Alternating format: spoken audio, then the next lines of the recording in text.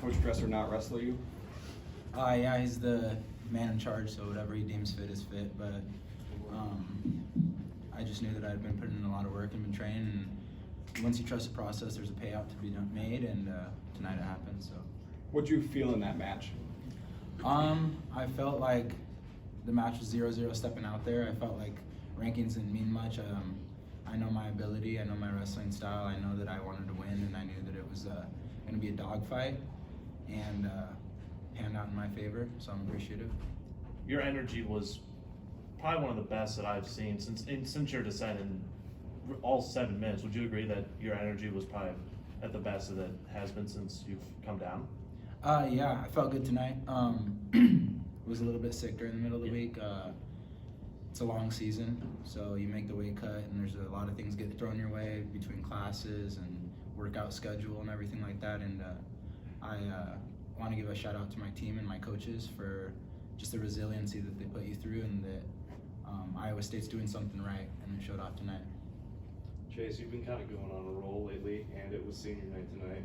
What was kind of going through your head when you're going through sudden victory? Just score the next point. That's like been my motto my whole career, and especially like last year, you know, getting high at the end of the year is big. So hopefully I can repeat that. You guys have all really kind of responded a few weeks ago after Coach sat up here and kind of doled out some criticism and some motivation.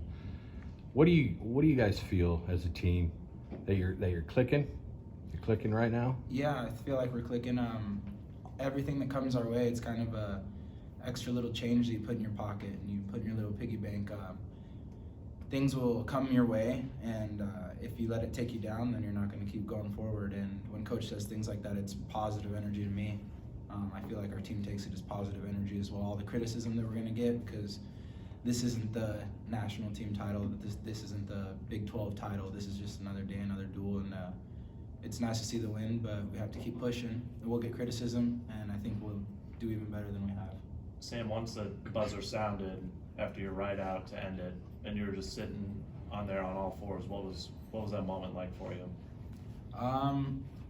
It was like humbling, kind of. I mean, I felt worse in the room. I felt worse in a million different situations, doing sprints, whether it be, and that was just like easy money.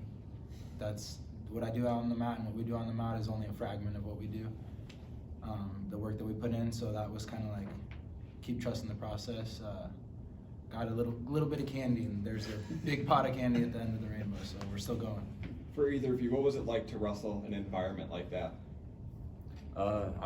It's Hilton. You know, like that's what we want it to be like every duel that's here. It's, you know, it takes a lot out of them hearing them saying, you know, Cyclones all the time, and you know, it builds us up. So the fans that play a major factor in our duels. So. Yeah, same thing. Our teammates there on the sideline, and just looking up, it's kind of surreal, and that's like the extra push sometimes you need when you're in the heat of the match, or when everyone's yelling the same thing. Everyone's yelling score, keep pushing, or yelling even the time. Like, you don't know what time is. 30 seconds, short time ride. Those kind of things are huge, and our fan base is probably the reason that we had that extra push to win outside of our own work. You mentioned your ride. How did you ride him out for those 30 seconds? Because yeah. Yeah, he's a strong dude. Derek St. John's really good at riding. Derek St. John always says, don't ever let anything get stagnant. So if I'm in one position with him, then he can figure out something to do. He can continue to build up. And when I'm down the mat myself, I know that if I can slow down the match, control something, I can get out easy. So I was just switching off the ride, transitioning ankles, wrists, stuff like that, trying to hold him down. And more than anything, it was just heart and heart at that position, because what was the score? 6-7? 2 escapes, we're in overtime. I can lose something that's right there. So that's just pure heart at the end of the match right there. For either of you, this was a duel that didn't have a whole lot of flash for you guys. Just simple late takedowns to grind out wins, very blue collar like. What is that kind of like the microcosm of this team, where it's blue collar and there's not a whole lot of flash, and you guys just find a way to get it done? Yeah, so putting your head down and grind. those were all those matches that were close, all those transitions that were close. Those are national caliber matches, right?